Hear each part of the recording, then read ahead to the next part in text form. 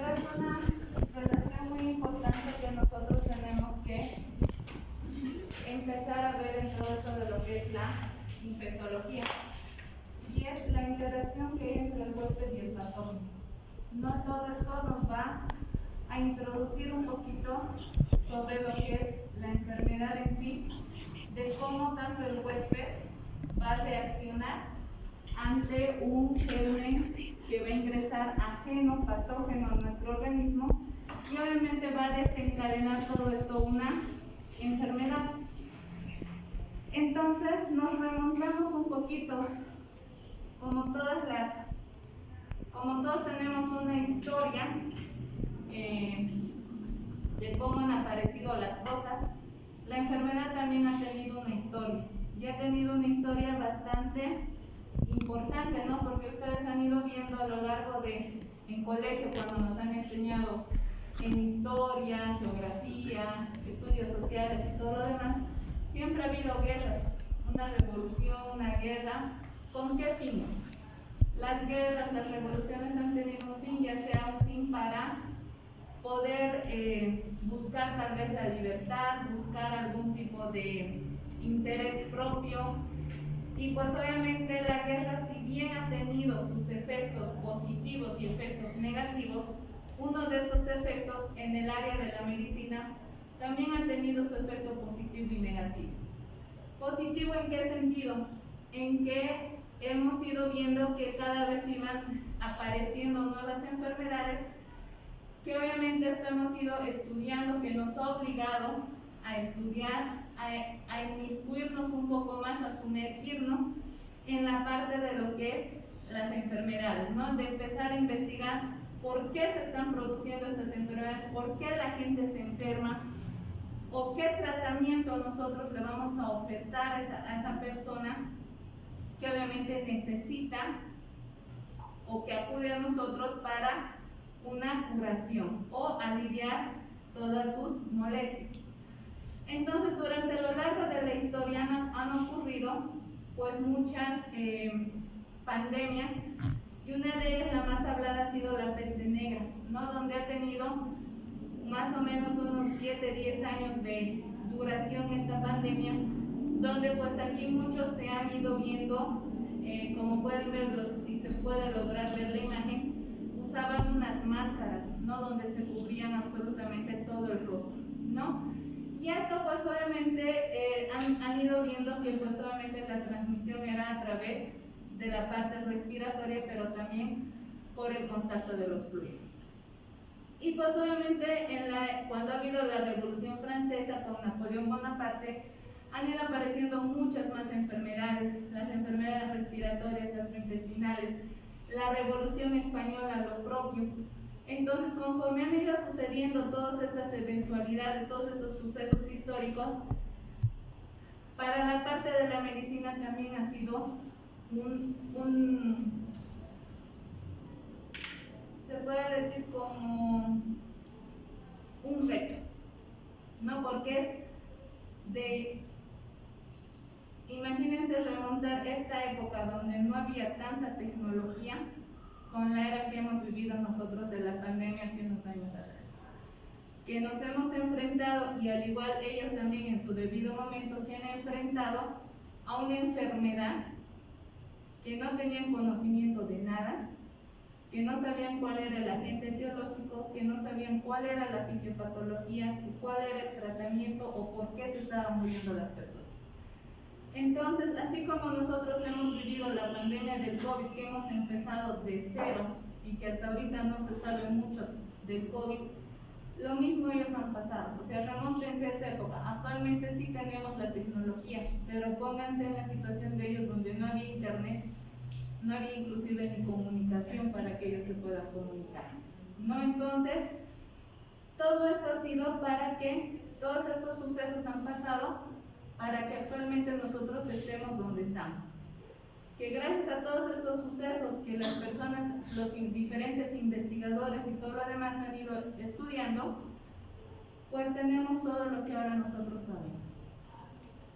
Entonces vamos a ver que la infección siempre es una causa de morbimortalidad. ¿Nos aumenta la morbilidad? Sí. ¿Que va a haber fallecidos cuando se va a ver una enfermedad, un brote, una pandemia? Evidentemente. Y pues vamos a ver que si ustedes recuerdan, las enfermedades respiratorias siempre encabezan, están dentro del lo que es el quinto lugar de las patologías de la mortalidad a nivel global.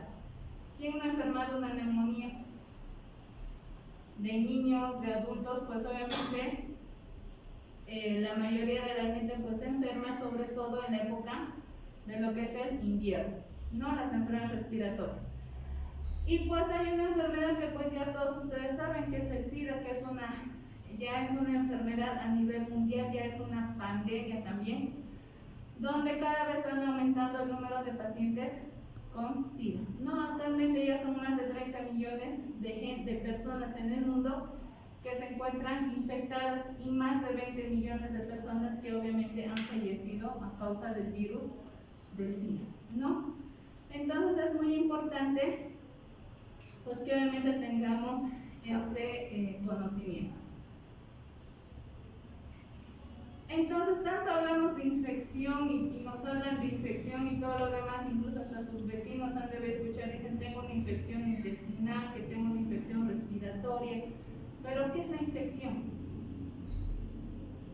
La infección no es nada más que la multiplicación del diferente agente patógeno que está ingresando, ya sea virus, parásitos, bacterias, hongos, que obviamente se va a multiplicar en la diferente parte de nuestro organismo. O sea, que va a ingresar el huésped y se va a multiplicar, lo va a colonizar y pues obviamente va a liberar algunas sustancias tóxicas que pues obviamente va a producir lo que es la enfermedad.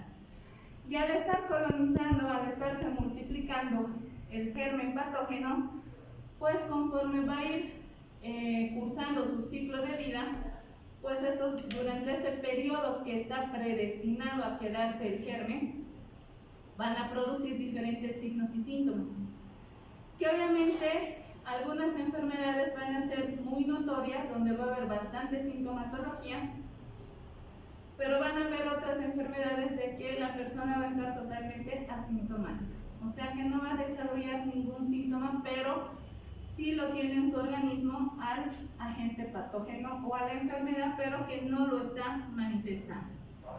Entonces estos gérmenes, estos microbios se van a multiplicar inicialmente ¿en dónde? En la parte de la superficie, ¿no? Ya sea de la vía respiratoria, de la vía gastrointestinal, genitourinaria, del huésped, que obviamente va a causar toda la enfermedad. Entonces actualmente sabemos que hay muchos factores que obviamente que estos microorganismos van a desencadenar sus diferentes virulencias, o sea que todos estos van a irse, una vez que se han colonizado, ya se han establecido, han encontrado su nicho ecológico en nuestro organismo, pues estos van a empezar a desarrollar esa virulencia, o sea la carga viral o la carga bacteriana, dependiendo de si es un germen, virus, bacteria y demás, va a empezar a desarrollar su carga y pues obviamente esto nos va a desencadenar la gravedad de la enfermedad. Si bien hablamos de la infección y demás, pero vamos a ver que contrarrestando a eso, nuestro organismo pues tiene mecanismos de defensa. Y estos mecanismos de defensa, uno de ellos es la flora normal. La flora normal es pues prácticamente todo lo normal que nosotros tenemos. La piel, las mucosas, los diferentes gérmenes que nosotros tenemos, que son saprófitos, que tenemos en todo nuestro organismo, que ustedes pues lo tienen que recordar de la parte de microbiología. Hay una parte en microbiología, el primer capítulo, donde se ve toda la flora normal, donde saben qué gérmenes saprófitos tenemos en la piel, en las mucosas y todo lo demás. Entonces nuestra flora, todos nuestros gérmenes saprófitos que nosotros tenemos, que están dentro de nuestro organismo y por fuera también, tienen una función que es de protegernos frente a la infección, ¿no? Esa es su función, ¿no? Y pues obviamente, como les decía, tenemos virus, bacterias, hongos en todo nuestro organismo, que pues obviamente todos estos, englobándolos, poniéndoles en un grupo, pues es nuestra flora, que obviamente nos va a proteger, pero de acuerdo a 3 mecanismos.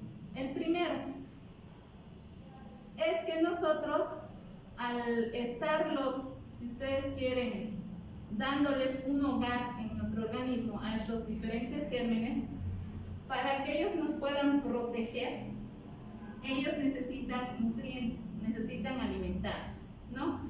Entonces nosotros como huéspedes les vamos a dar a nuestros gérmenes saprófitos, les vamos a dar nutrientes, y pues ellos, de acuerdo a su hábitat, si necesitan mucho oxígeno, poco oxígeno, no necesitan oxígeno o necesitan algunos otros nutrientes, van a ir a buscar un nicho ecológico, o sea, van a ir a un lugar determinado.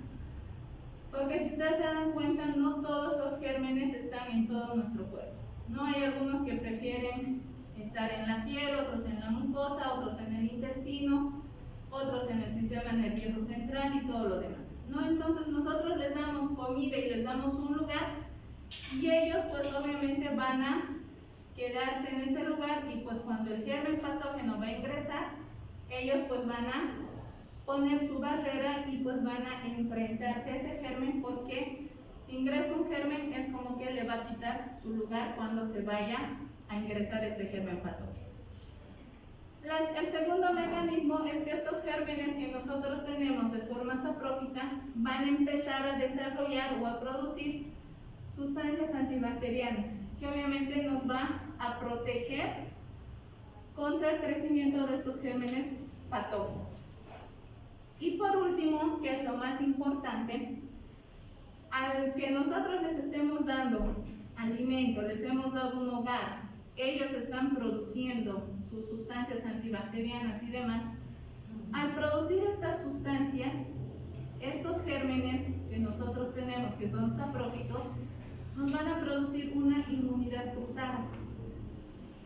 O sea que esto les va a ser mucho más fácil a nuestro organismo, de que no solamente la parte de los gérmenes van a ocupar no van a ser tanto los actores principales, sino también, si ustedes recuerdan en sus clases de inmunología, tenemos un sistema inmunológico, ¿no? Que ese sistema inmunológico está formado por muchas células, linfocitos, macrófagos, monocitos, y todo lo que incluye toda la cascada inmunológica, que eso obviamente también va a reforzar, va a tener memoria, y pues obviamente cuando ingrese ese germen, nuestra inmunidad va a empezar a funcionar, va a empezar a reconocer quién es amigo y quién es enemigo, y al que es enemigo pues lo van a estudiar, y de acuerdo a eso van a crear sustancias que obviamente lo van a inhibir o enlentecer el crecimiento de estos gérmenes patógenos, ¿no? Entonces, si se dan cuenta, nuestras bacterias, nuestros virus no están solos, actúan con el sistema inmunológico, que como vamos a ir viendo a lo largo de todo esto, se van a dar cuenta que también la inmunología, lo que nos han dado en los anteriores años, en tercer año, pues obviamente había tenido un fin y un justificativo en todo esto. Entonces, cuando nacemos, nuestro organismo nace totalmente estéril, o sea, nacemos sin ningún germen. Entonces, lo que se va a empezar a hacer con la lactancia y todo lo demás, ese bebé va a empezar a consumir lo que son bacilos, bacterias, virus, se va a empezar a colonizar durante todo el organismo, ¿no? Entonces, estos van a hacer que cuando ingresen esos virus, pues obviamente van a ser conocidos o van a ser potencialmente patógenos. Y pues obviamente esto de la colonización, ya hablando en la parte del joven y del joven adulto y del adulto, ya pues prácticamente ya estamos nosotros colonizados. No todo nuestro cuerpo, hasta incluso sillas donde se están sentando y todo lo demás, todo esto ya está colonizado por diferentes gérmenes, bacterias, parásitos. ¿Y qué es lo que sucede en el hospital? En el hospital, pues obviamente sabemos que también el hospital es un problema, no solamente por los pacientes que están internados o los familiares que hay que explicarles más de 10 veces lo que tiene el paciente y todo lo demás, sino que vamos a ver que el hospital es un lugar donde se va a adquirir infecciones intrahospitalarias, ¿no? Si ustedes saben, han visto ya en sus prácticas hospitalarias y demás, dependiendo del área del hospital, ya sea si es una sala común, una sala de terapia intensiva, de terapia intermedia, o la sala de infectología y demás áreas del hospital, sabemos que cada área tiene sus gérmenes ya colonizados, ¿no? Entonces, si bien nosotros ingresamos al hospital con una simple infección urinaria, no sabemos si se va a prolongar nuestra estadía, pero en caso de que se llegue a prolongar, pues obviamente estamos propensos a sufrir una infección intrahospitalaria. ¿Por qué razón? Porque si ustedes cuando hagan sus rotaciones y revisen un poco, pregunten, indaguen un poco acerca de las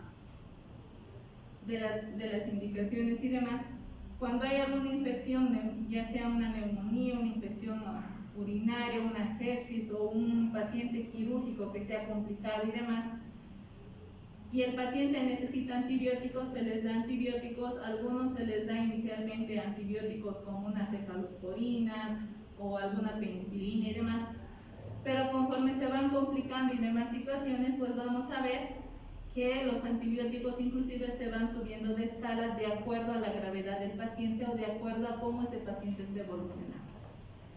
Entonces ustedes saben que los antibióticos no van a ir a actuar solamente, si tengo una infección urinaria, no va a actuar específicamente en la parte genitourinaria, va a actuar a nivel sistémico. O sea, ¿qué quiere decir eso? Que el antibiótico va a barrer con nuestra flora, ¿no? El antibiótico no discierne si es un germen amigo o es un germen enemigo, él va a barrer todo, ¿no? Y ahí es donde nosotros lo estamos inmunodeprimiendo a ese paciente, y peor todavía si ese paciente tiene alguna enfermedad de base, llámese diabetes, hipertensión, problemas oncológicos como algún cáncer, o si ese paciente tiene una enfermedad de tipo VIH y demás, que algo lo esté inmunosuprimiendo. Entonces, a esos pacientes lo estamos exponiendo a que adquieran una infección intrahospitalaria, ¿no?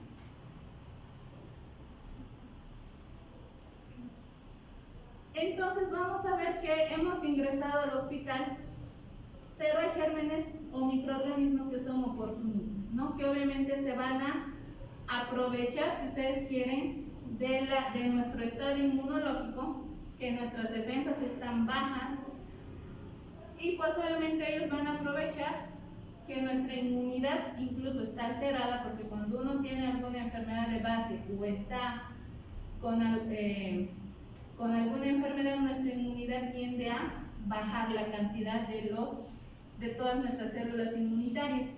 Y al estar nuestra inmunidad alterada, los microorganismos patógenos aprovechan este bajón que nosotros tenemos en nuestro organismo para poder invadir y pues obviamente multiplicarse, y esto hacer que acá, una vez que ingresen estos microorganismos patógenos, va a hacer que reaccione de alguna forma nuestro sistema inmunológico y pues obviamente cause lo que es el mecanismo de defensa del huésped. O sea, va a hacer que aumente nuestra inmunidad, lo poco que tiene, para poder atacar a estos gérmenes patógenos.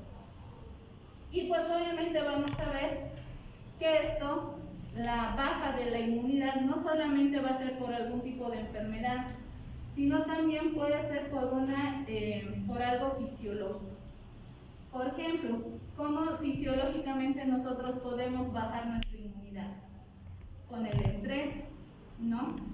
Entonces, cuando nosotros nos estresamos, nuestra inmunidad también baja, ¿no? Entonces, eso también es lo que ustedes, por ejemplo, en épocas de examen están recontraestresados.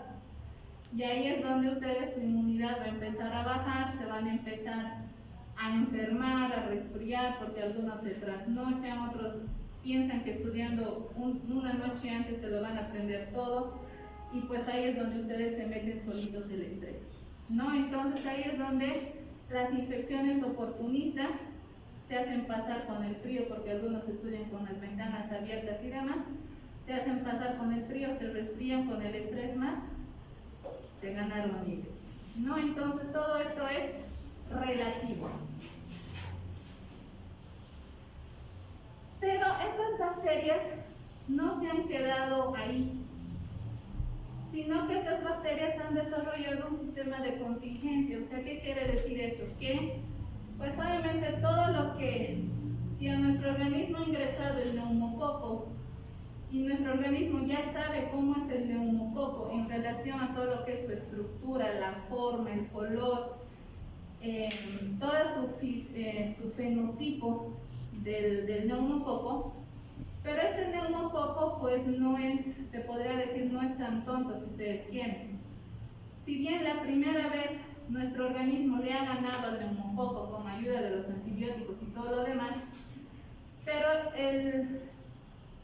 este neumococo en algún momento va a mutar, o sea, va a empezar a cambiar tal vez su forma. Pero lo que no sabe ese neumococo que ha mutado, que se ha cambiado de forma, que nuestro organismo puede reconocer estas perturbaciones. O sea que nuestro sistema inmunológico, nuevamente, por más de que haya cambiado toda su forma, el neumococo, nuestro organismo igual lo va a detener. O sea, no lo va a dejar pasar fácilmente. O sea, le va a decir, tú no eres una célula conocida.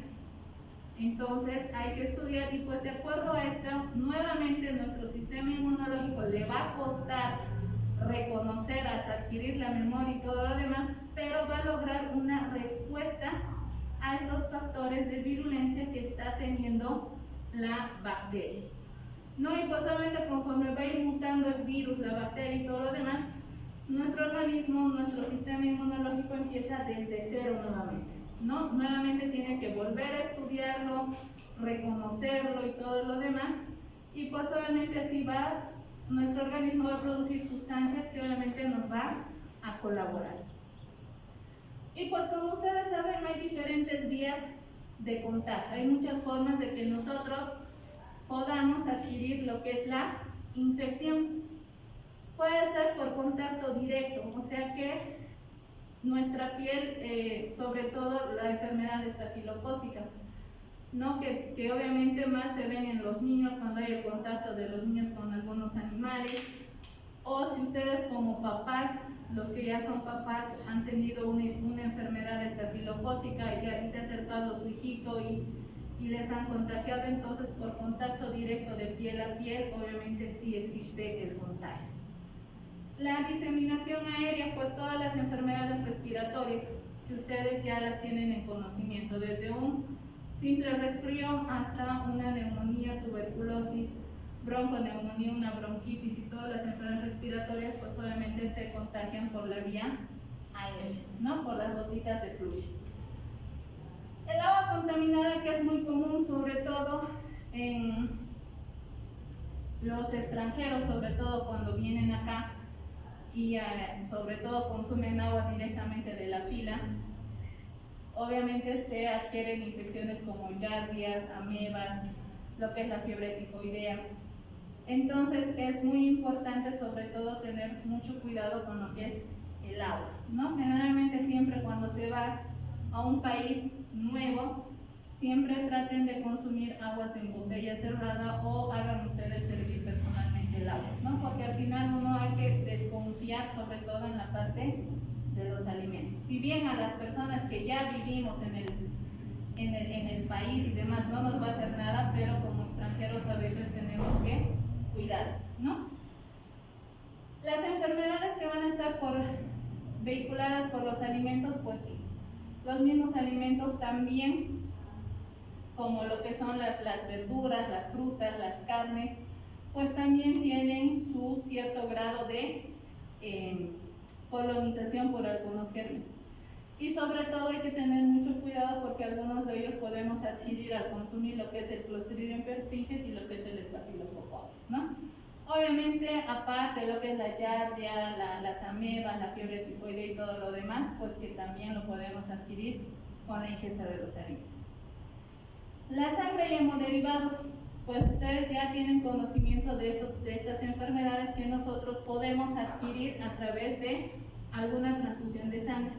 Antiguamente, pues ustedes saben que no había mucho contacto, si ustedes quieren, para lo que es el virus de la hepatitis B, la hepatitis C y el VIH. No había tanto control.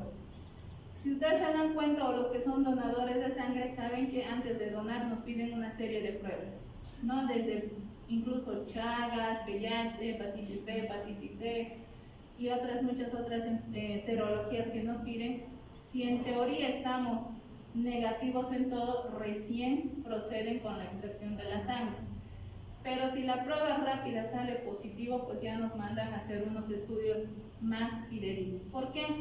Porque se ha visto en años anteriores, más o menos hablando de unos 50 años atrás más o menos, donde la gente que recibía transfusión de sangre, que nunca había tenido algún contacto, ya sea de drogadicción o un contacto sexual y qué sé yo, pues han resultado ser VIH positivos o han resultado de hepatitis B, hepatitis C positivos, ¿no? Entonces, eso hay que tener mucho cuidado, ¿no? Porque imagínense si una persona, ustedes están sanos y con la transfusión adquieren una de estas enfermedades, pues obviamente se deprimen, se enojan, intentan demandar al banco de sangre, a la persona que les ha transfundido, o sea que su mundo cambia en 360 grados completamente, ¿no? Entonces hay que tener mucho cuidado y obviamente antes de la transfusión ya van a ir viendo que se hacen muchas pruebas.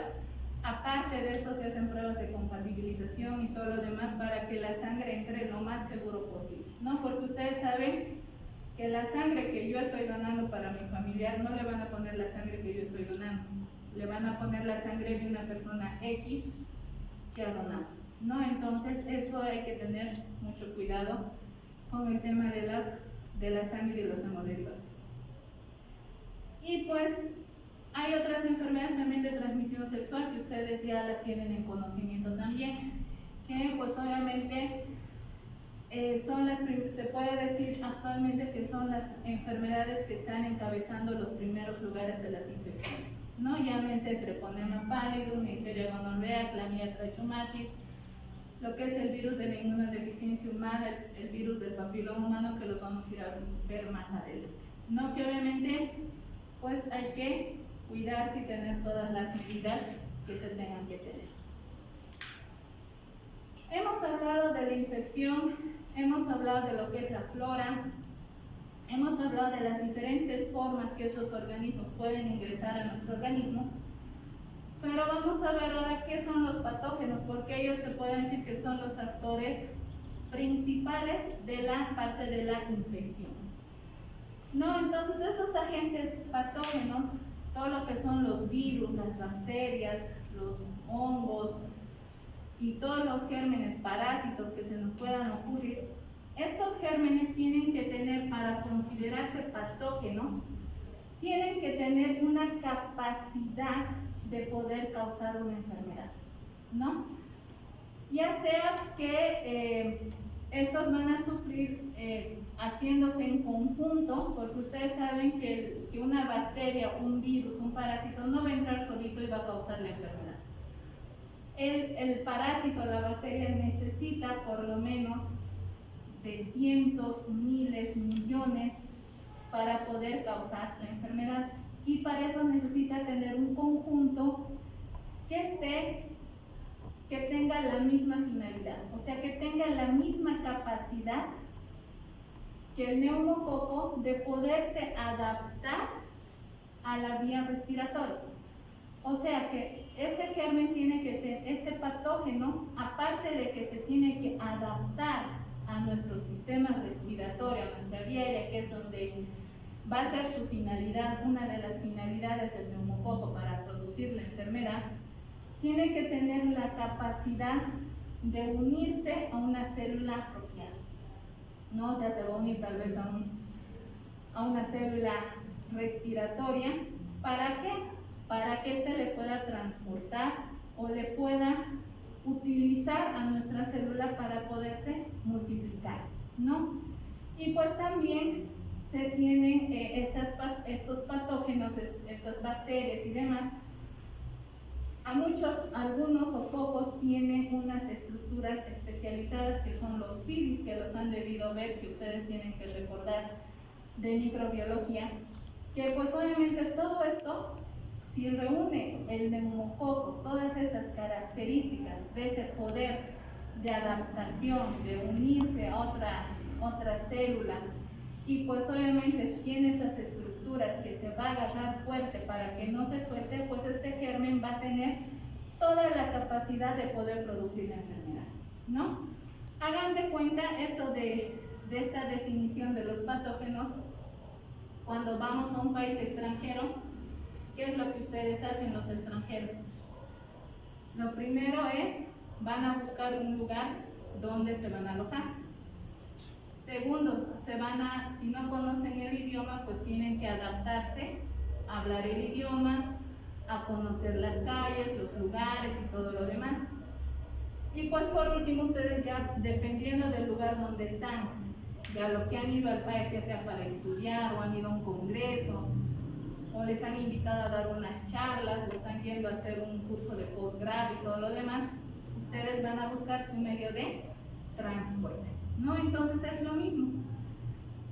Que obviamente acá el patógeno, después de que ya ha buscado todas las rutas alternativas y demás, tiene que tener una capacidad de bloquear. O sea, ¿qué va a bloquear? Nuestro sistema inmunológico, nuestro sistema de defensa, ¿no? O sea que mediante sus sustancias patógenas tóxicas que obviamente va a ir creando esta bacteria o este virus que ha ingresado a nuestro cuerpo, va a bloquear con todas estas sustancias que obviamente lo va a aturdir a nuestro sistema inmunológico, ¿no?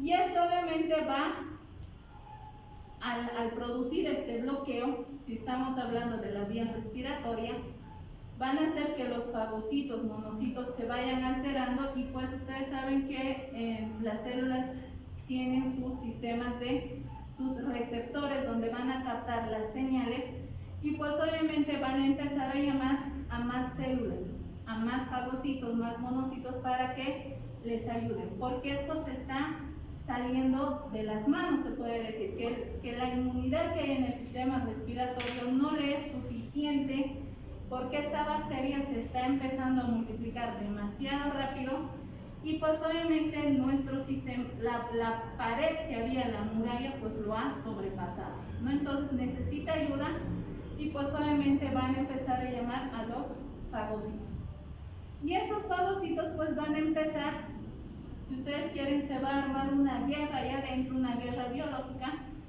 de nuestro sistema inmunológico con estas bacterias, ¿no? Entonces, pero estas bacterias, cuando ya sobrepasan su capacidad y son demasiado virulentas, van a empezar a destruir todas estas células fagocitarias, ¿no? Y pues, ¿saben cómo los van a destruir? Se van a introducir al interior de estas células fagocitarias y las van a destruir por dentro. Entonces acá la destrucción va a empezar porque ya ha sobrepasado, se ha introducido dentro de nuestro sistema inmunológico, y pues obviamente ahí está empezando a destruir todo nuestro sistema inmunológico. Una vez que hemos visto que ya el germen ha ingresado a nuestro organismo, tiene que buscar ahora un ambiente. ¿Para qué va a buscar el ambiente? Pues va a buscar este ambiente para poderse multiplicar el patógeno, para producir una infección, y pues obviamente para que se pueda, al haber muchos gérmenes, muchos patógenos que sobrepasen nuestro sistema inmunológico, para producir que el huésped pueda combatir a este germen invasor. Porque si no hay mucha cantidad de germen patógeno, nuestro organismo no va a responder. Con un neumococo, nuestro organismo no le va a hacer nada, no se va a alborotar todo nuestro sistema inmunológico. Pero con 1000 neumococos, pues ahí recién nuestro organismo se va a empezar a alborotar. Y pues obviamente ya aquí influye mucho también el estado nutricional. Si nosotros estamos bien alimentados, que comemos nuestra porción de proteínas, carbohidratos, nuestras verduras, leche, huevo y todo lo demás, en teoría nuestro sistema inmunológico estaría también fortalecido. Pero si nosotros por alguna razón estamos desnutridos o tenemos alguna enfermedad de base que nos impide, ustedes saben que cuando uno está enfermo a veces no quiere ni comer ni tomar un vaso de agua, entonces ahí nuestro estado nutricional va a empezar a decaer. Y esto también es muy importante, ¿por qué? Porque si nuestro estado nutricional no es el adecuado, las infecciones pues obviamente nos van a empezar a invadir fácilmente, ¿no?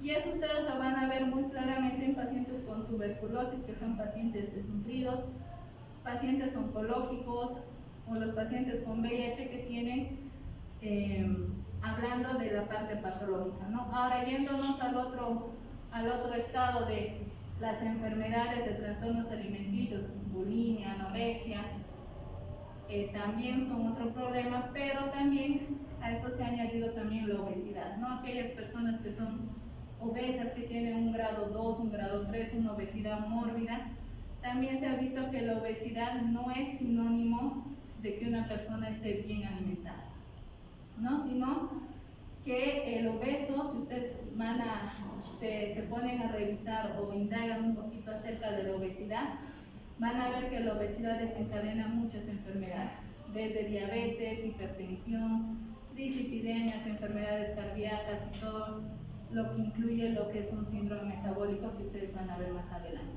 ¿no? Entonces ahora el ser gordito ya no es signo de que uno esté bien alimentado, sino más al contrario, el ser gordito incluso lleva que incluso esos gorditos son desnutridos, haciendo pruebas de proteínas, albuminas, muchos de ellos los tienen bajos, ¿no?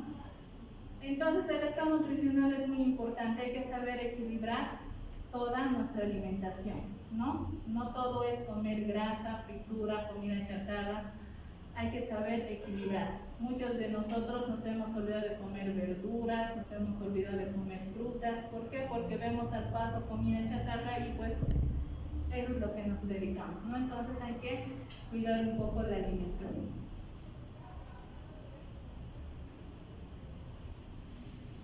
Bueno, vamos a ver que todas estas enfermedades, la gran mayoría, por no decir, lo ideal sería que el 100% de estas patologías sean curables y tratables, pero vamos a ver de que no es así, de que más o menos un 70-80% sí son curables, sí son tratables, pero hay un 30% que pues obviamente nunca los vamos a curar, ¿no?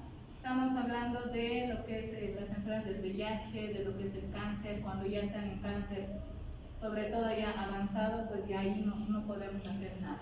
Hagamos lo que hagamos, le ofertamos lo que le ofertamos al paciente, pues obviamente no le vamos a poder aliviar mucho, ¿no?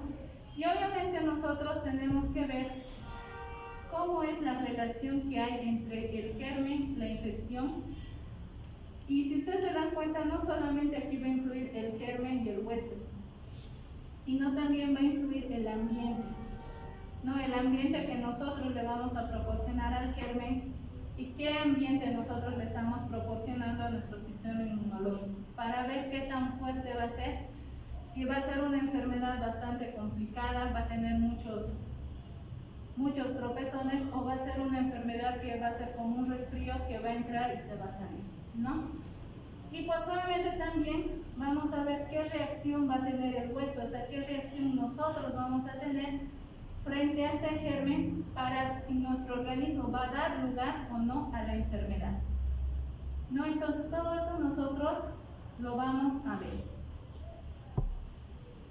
Entonces, ¿Qué es importante en todo esto que hemos visto? Les decía al principio de la clase, ustedes me dirán, pero ¿qué tiene que ver todo lo que las materias que nos ha dicho la semiología, la farmacología, la microbiología con la infectología? Pues como ustedes han ido viendo y vamos a ir viendo a lo largo de todo este semestre, que todo tiene una finalidad. La anatomía que hemos visto, la histología, genética, parasitología y algunas muchas materias más que hemos ido viendo, fisiología y todo eso, muchas veces nos hemos preguntado, no sé si a ustedes les ha pasado, pero a veces decimos, ¿y para qué me sirve la histología? Si yo no me va a venir el paciente y me va a decir me duele la célula, o me duele la mitocondria, me duele el núcleo. Pero si ustedes se dan cuenta, y lo ponemos todo así, las cartas sobre la mesa, van a ver que todo se une. La anatomía, ¿por qué es importante? Porque tenemos que saber dónde está cada parte de nuestro cuerpo, dónde está cada órgano y todo lo demás. No, si bien como médicos no tenemos el 100% de conocimiento de cada materia, pero por lo menos tenemos un 60-70% de ese conocimiento. Sabemos que tenemos un corazón, 2 pulmones, que tenemos un intestino delgado y todo lo demás. Entonces ustedes se van dando cuenta conforme han ido pasando los años, todo se ha ido concatenando, todo se ha ido agarrándose de la mano. Y acá ustedes vamos a ver que aparte de la microbiología y todo lo demás, la semiología es muy importante. No sé si ustedes lo habrán pasado de forma virtual, presencial, pero la semiología hace mucho, ¿ya? La semiología, no hagan de cuenta, tienen que tener en cuenta que la semiología es la madre de la medicina. ¿Por qué? Porque en la semiología, como ustedes han podido ver, han visto todo lo que es desde la parte introductoria de cómo elaborar una historia clínica y han ido viendo paso por paso cómo se tiene que hacer desde los datos de filiación, los antecedentes personales, patológicos, no patológicos, hábitos y costumbres, y llega una parte que es la enfermedad actual, donde ustedes ahí van a interrogar acerca de la anamnesis, ¿no? Ese es el interrogatorio o la anamnesis que se llama. Donde ustedes ahí tienen que preguntar detalladamente cómo ha sido la cronología de la enfermedad, desde que ha aparecido hasta que yo estoy acudiendo al hospital, porque como somos tan buenas personas, muchos de nosotros hemos errado y hemos ido tal vez al 5º, 6º, 10º día de la enfermedad, cuando nos hemos automedicado y el tratamiento que nos hemos automedicado no ha servido de nada. O lo que nos ha dicho la vecina, o lo que nos ha dicho el curandero, vamos a todo lado primero, y cuando, como dice el refrán, cuando ya las papas se han quemado, recién acudimos al médico, ¿no? Pensando que el médico va a ser el milagro, pensando que el médico es el Dios, y eso es algo errado. Como médicos que ustedes van a salir, hay que reflexionar todo esto y hacerle entender a ese paciente que no somos dioses, que no hacemos milagros. Entonces la anamnesis, ustedes se van a dar cuenta que muchos de ellos vienen 5, 6, 10 días después, cuando ya la cosa se ha complicado. Con la anamnesis, ustedes van a sospechar una patología X, un diagnóstico presuntivo, solamente con la anamnesis. Porque si yo les digo, he tenido náuseas, vómitos, diarrea, he tenido fiebre, ¿en qué van a pensar? Que hay alguna infección gastrointestinal, ¿verdad? No me van a decir una neumonía, ¿verdad? Porque ya sería al otro extremo, ¿no? Ahora, a no ser que sean en pediatría, porque en pediatría ya las cosas cambian completamente, no es tanto como en el adulto. Entonces, con la anamnesis ustedes, ¿qué se van a empezar en su cabecita? Ya tienen que estar pensando diagnósticos presuntivos. ¿Para qué? Si me está diciendo ese paciente que tiene una infección intestinal, entonces yo al examen físico, que es la última parte de la historia clínica, voy a ver, de acuerdo a los conocimientos que los tengo aquí en mi cabecita, voy a ver al examen físico qué cosa voy a encontrar. Eso es muy importante porque cabecita que no tiene conocimiento, ojitos, oídos y manitos que no van a saber qué cosa van a buscar. Yo les puedo poner una historia clínica muy floreada, con el diagnóstico así gritando con letras grandes, pero si no hay el conocimiento semiológico de qué estamos buscando o qué vamos a buscar en el examen físico, vamos a estar perdidos en la nebulosa, ¿no? Entonces es muy importante el examen físico. Va, si ustedes quieren, les va un poquito más a refutar el análisis del diagnóstico que ustedes están presumiendo. Ahora, no solamente con el análisis y el examen físico vamos a llegar a un diagnóstico presuntivo. Actualmente hay muchas patologías que vamos a ir viendo más adelante que toditas se parecen.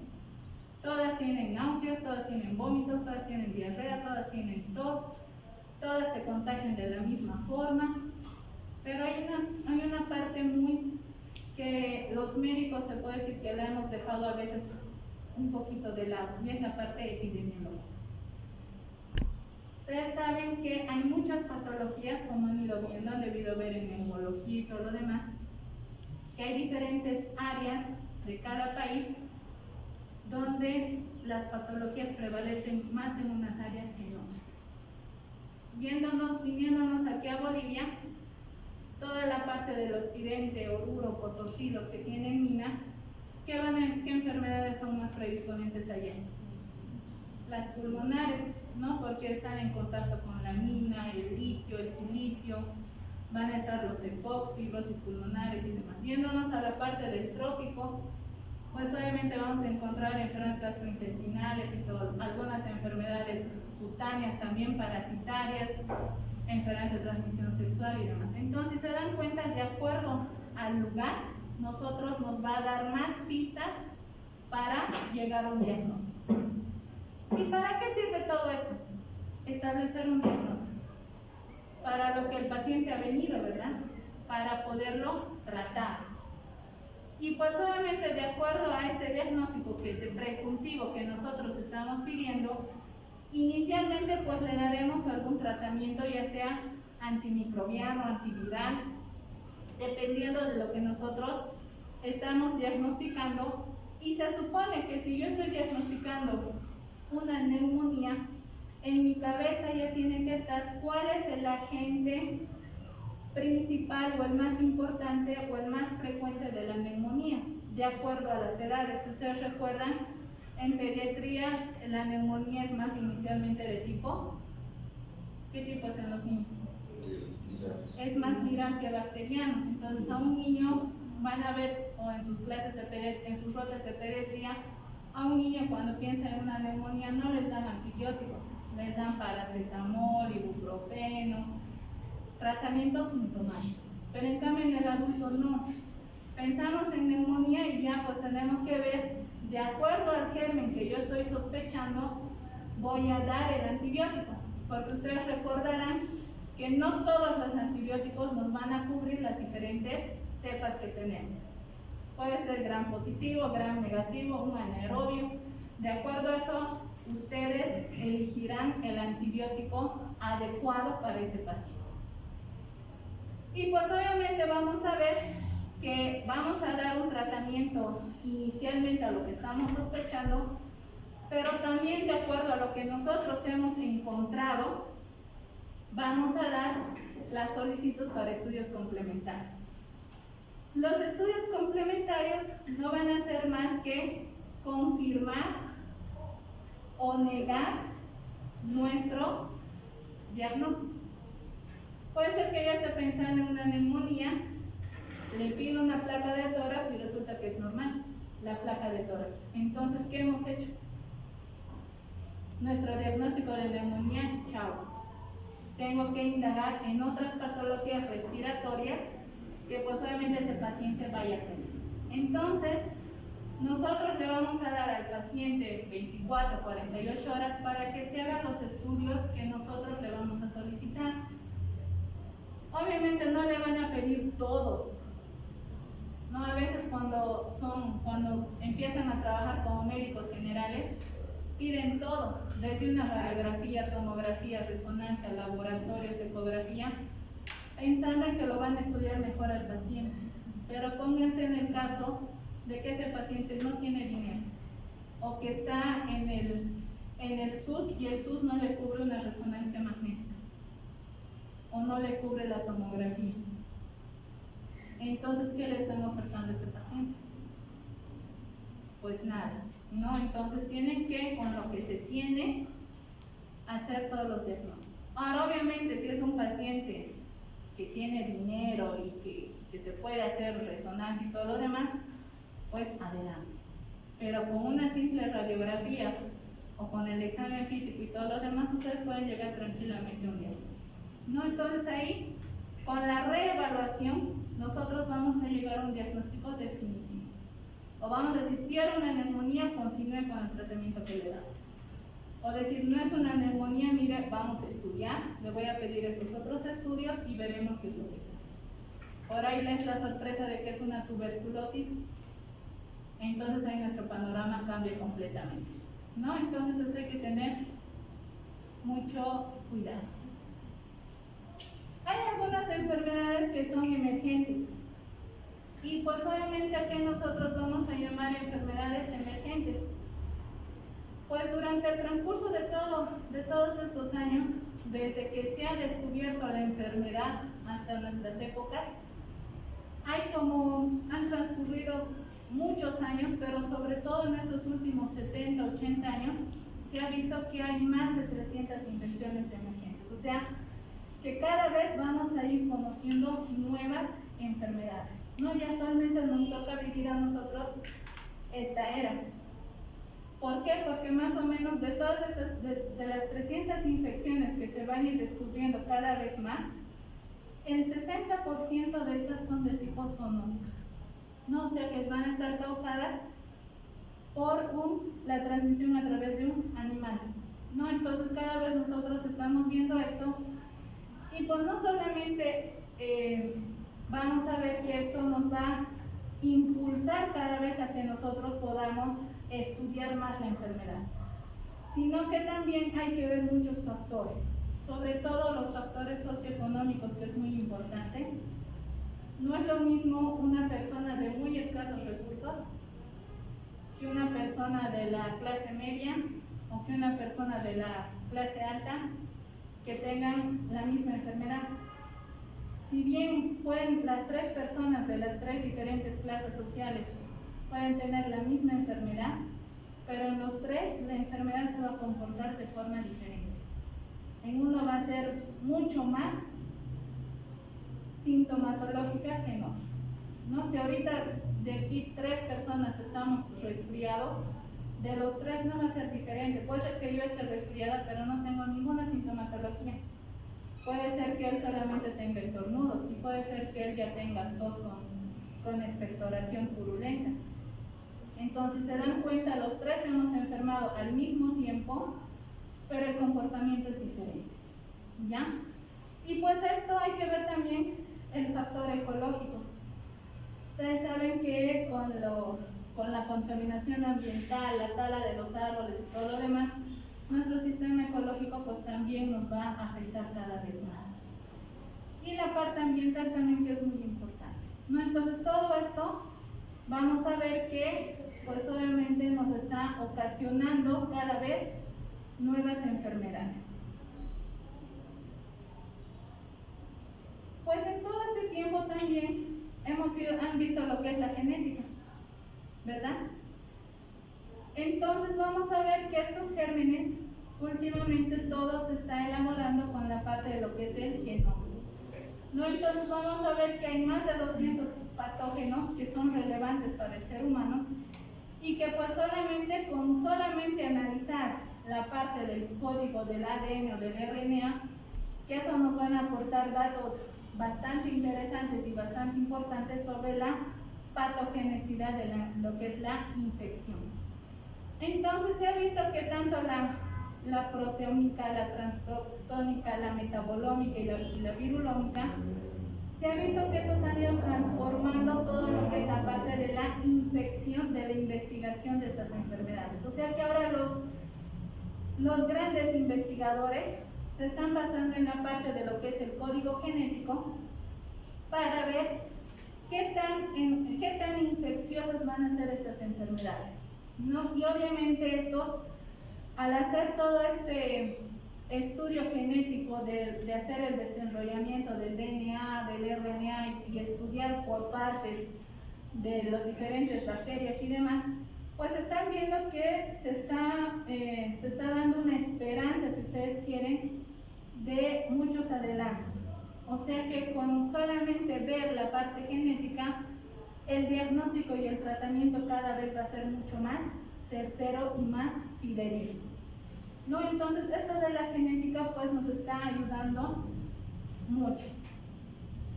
Y pues obviamente ellos hacen un análisis de lo que es todo lo que es el polimorfismo de los nucleótidos, sobre todo, pero no en la parte de lo que son las bacterias, sino también en lo que es el humano. Entonces, cuando nos estudian en la parte genética nosotros, con toda nuestra cadena de DNA, todo nuestro código genético, vamos a ver que va a empezar a haber un mayor conocimiento de nuestro organismo, porque si ustedes saben y han visto las noticias de Estados Unidos, de Europa, pues ya prácticamente a los humanos ya no va a ser, ya no los están creando como antes, ¿no? Papá, mamá, el embarazo y todo lo demás. Ahora estos niños se están creando algunos en vientres alquilados, o sea, ya se los están creando en lo que es en laboratorios, ¿no? Entonces, al estudiar a este niño que se lo está creando en laboratorio, imagínense lo que pueden hacer solamente con el DNA y el RNA. Pueden hacer que ese niño no tenga ninguna enfermedad, que nazca 100% perfecto, con las características genotípicas y fenotípicas que nosotros queremos de ese niño. Entonces, y esto pues va a ser muy, no sabemos si va a ser perjudicial o va a ser algo beneficioso para la próxima generación que va a venir, ¿no? Y pues esto vamos a ver que no vamos a saber si estos niños que están creándose en laboratorios, si bien genéticamente van a ser perfectos como yo lo estoy viendo, pero no sabemos si van a desarrollar con el largo del tiempo, porque ustedes saben que no todo es perfecto en esta vida, si alguno de ellos va a desarrollar una enfermedad realmente invasiva y que se va a manifestar tal vez solamente en una pequeña fracción. O tampoco sabemos si estos niños realmente van a poder ser colonizados por estos microorganismos que obviamente nosotros tenemos de forma normal, ¿no? Entonces hay que ver todos estos avances de la ciencia, si realmente va a ser algo beneficioso o no va a ser beneficioso para nosotros, de aquí un par de años que pues obviamente nos va a tocar ver a todos nosotros. Pues bueno, ahora la parte de lo que es la inmunidad. Hemos visto que ustedes recordarán que hay dos tipos de inmunidades, una inmunidad innata, pasiva y activa, ¿verdad? Esta inmunidad innata, ¿qué es lo que nos va a beneficiar a nosotros? Esta inmunidad innata lo que va a hacer es de que cuando ingrese el germen, lo va a identificar. O sea, va a hacer todo el reconocimiento de cómo es este germen que está ingresando, si se va a unir algún nucleótido, si va a tener algunos patrones moleculares patógenos, si va a empezar a liberar algunas sustancias, si va a ocasionar alguna lesión tisular y todo lo demás. Nuestra inmunidad innata lo va a escanear, si ustedes quieren, al germen, que pues obviamente lo vamos a tener, ¿no? Entonces de eso se encarga la inmunidad innata. Y una vez de que nuestra inmunidad innata, nuestras células que lo han ido a rodear a ese germen invasor, una vez de que lo estudie, va a mandar la información necesaria para que pueda dar una respuesta inicial frente a ese trastorno infeccioso que va a iniciar, ¿no? Entonces esto vamos a ver que también se está solamente estudiando a los péptidos de los antimicrobianos, se está viendo que pues obviamente va a tener una respuesta también favorable de aquí a un par de años más. Algo que nosotros nos tenemos que empezar a preguntar es ¿por qué está apareciendo tanta resistencia antimicrobiana actualmente? ¿Por qué ahora tenemos que utilizar medicamentos de amplio espectro? ¿Por qué ya no una simple amoxicilina no nos va a curar una neumonía? Porque si ustedes recuerdan, desde que se ha creado lo que es la penicilina, en sus años iniciales, cuando se lo ha creado, la penicilina lo han utilizado para todo. Para el resfrío, para la neumonía, para la infección urinaria, para las infecciones de transmisión sexual. Era el medicamento milagroso, ¿no? Cuando ha sido el boom, cuando se lo ha descubierto, todos le decían, es el medicamento que cura todo. Pero conforme han ido pasando los años, ustedes saben que la penicilina ha sido la base de todos los antibióticos que ahora tenemos. Y pues gracias a esta base, nosotros tenemos todo lo que tenemos. Pero ¿qué es lo que nosotros hemos hecho? Hemos usado indiscriminadamente todos estos nuestros antibióticos. Por eso es que ahora, digamos, una amoxicilina no nos va a curar una neumonía, sino tenemos que usar cefalosporinas, fluoroquinolonas, carbapenémicos y todo lo demás para, pues obviamente, gracias a ese abuso indiscriminado que nosotros hemos hecho, que hasta para un resfrío de origen viral hemos dado antibióticos, pues hemos creado resistencia, ¿no?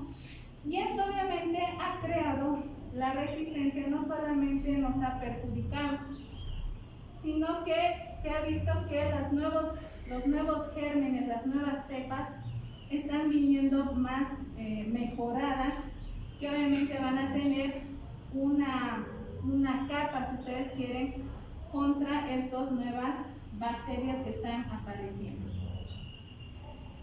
Entonces nosotros vamos a ver que la parte de estas enfermedades crónicas, muchas de ellas, como algunas se las llega a denominar incluso idiopáticas, que no sabemos el porqué de la enfermedad, tienen una base infecciosa, ¿no? Entonces vamos a ver que muchos de ellos son incultivables, que no se los va a poder determinar a través de lo que son los cultivos.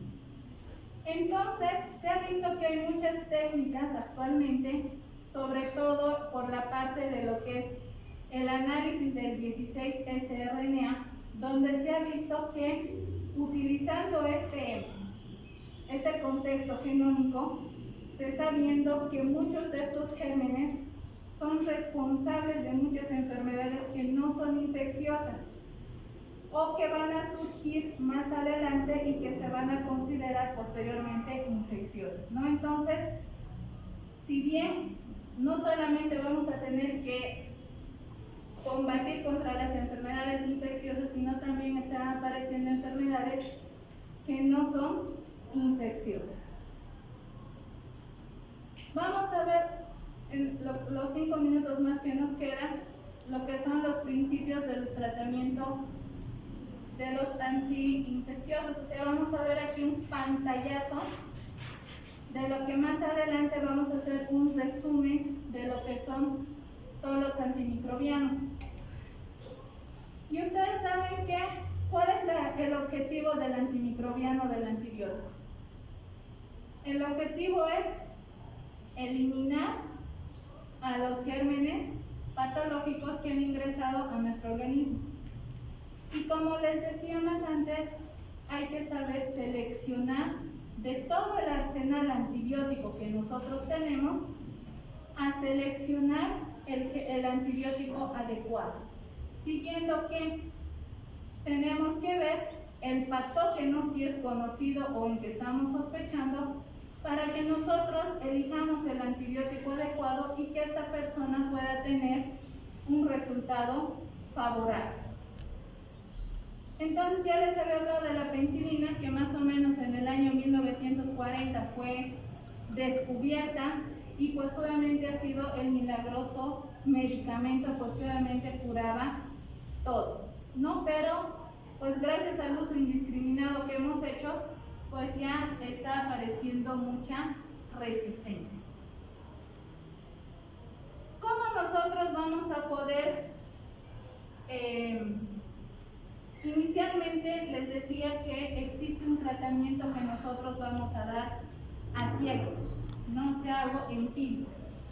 Estamos sospechando de una neumonía, estamos sospechando que el antibiótico el germen es un neumococo. Entonces, pues obviamente nosotros vamos a hacer empíricamente el tratamiento. No lo estamos viendo al neumococo.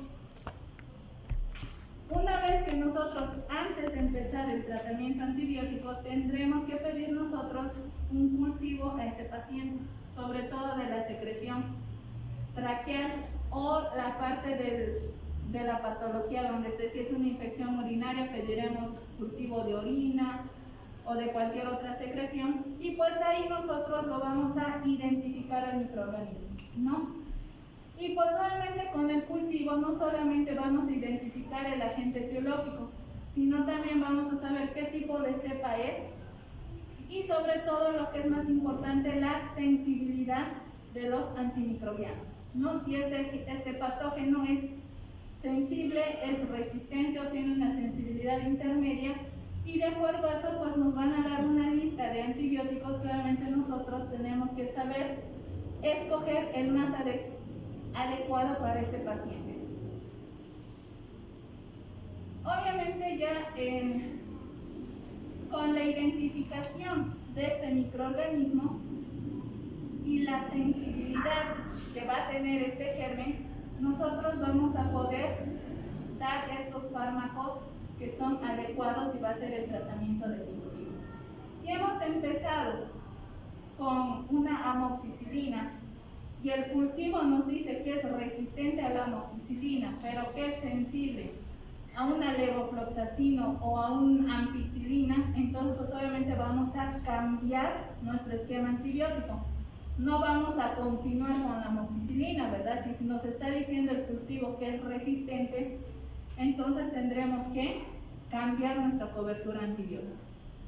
Y pues obviamente si es una ampicilina y levofloxacino, ver si es del seguro y hay levofloxacina pero no hay ampicilina, pues le daremos la levo. Pero si en el seguro nos dicen que hay ampicilina pero no levo, pues vamos con ampicilina.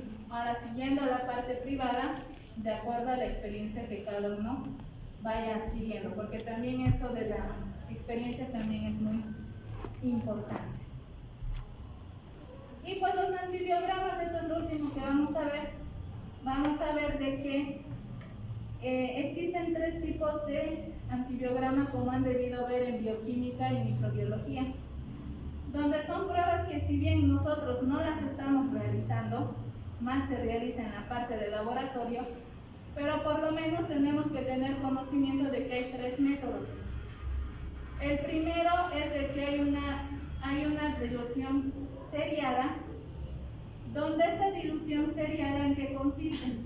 Se ponen las placas de Peyer, lo que es el caldo, ya sea agar sangre, agar chocolate, que eso lo han debido ver en bioquímica, y pues ahí se pone lo que es se siembra todo lo que es ya sea la orina, la sangre, el esputo y demás.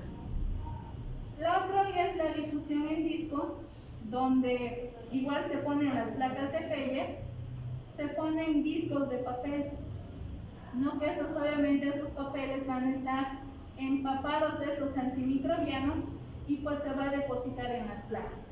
Se hace la siembra y de acuerdo a eso vamos a ver la cantidad de gérmenes que van a ir creciendo. Y lo que es la difusión en gradientes es lo mismo que la difusión en disco, pero nada más que en vez de poner los disquitos de papel, se van a poner lo que son unas tiras impregnadas de lo que son antibióticos. Y obviamente eso se va a ir viendo a nivel de la longitud, lo que va a ir creciendo. No sé si tienen dudas, preguntas hasta acá. Ninguno. Entonces nos vemos el siguiente viernes.